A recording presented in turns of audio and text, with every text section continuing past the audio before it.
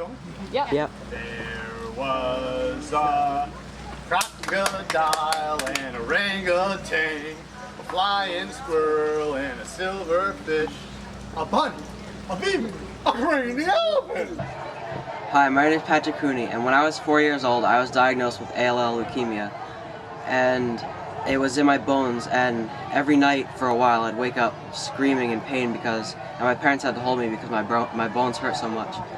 So when I went to the doctor, they tested me a few times and they found out it was cancer.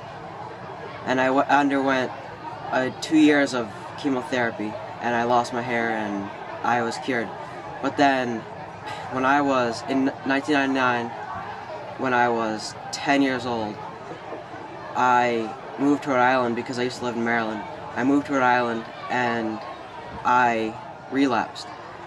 So I had intense radiation and chemotherapy for another 2 years, and I've been cured for 5 years now, and I'm 15.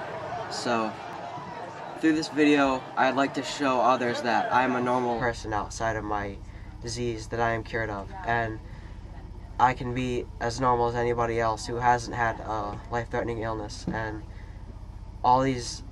And people who think that they should treat me differently, they really shouldn't, because I'm just as normal as anybody else.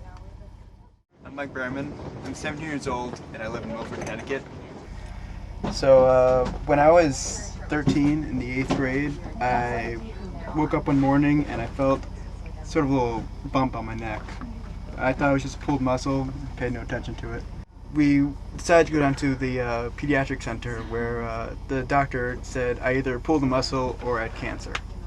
After a few tests, CAT scan and I think a blood test as well, they determined I had Hodgkin's lymphoma in my neck and my chest right up here.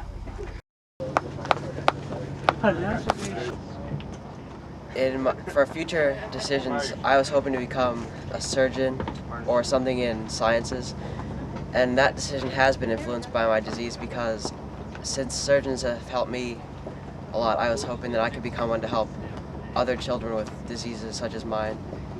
And I just hope someday that I will be able to save someone's life, or even just help them become a better person. I wonder what they're doing without cameras. I was diagnosed with Hodgkin's lymphoma in May of 2003. I was cured later in the year, around December. And although that's 4 years behind me, I still feel like I'm constantly burdened by it. There's a lot of times where I feel I have to live up to a certain standard in order to prove that I'm not affected by it anymore.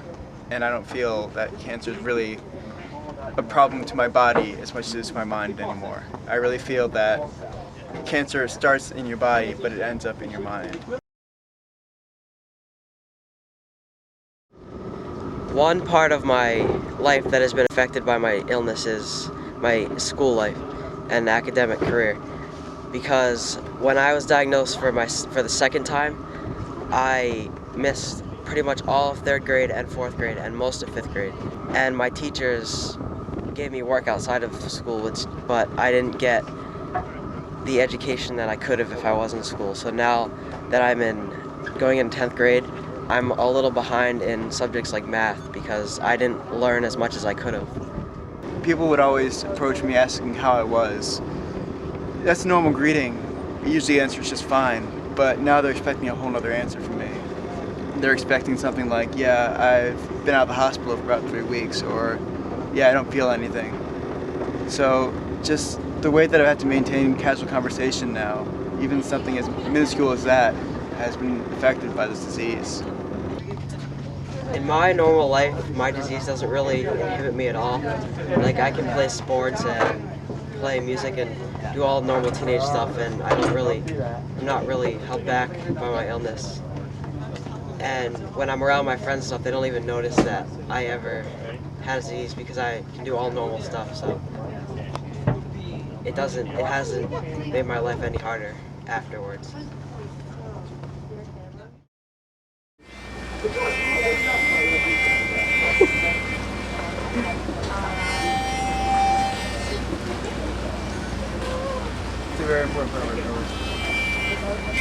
Larry and his electric toothbrush.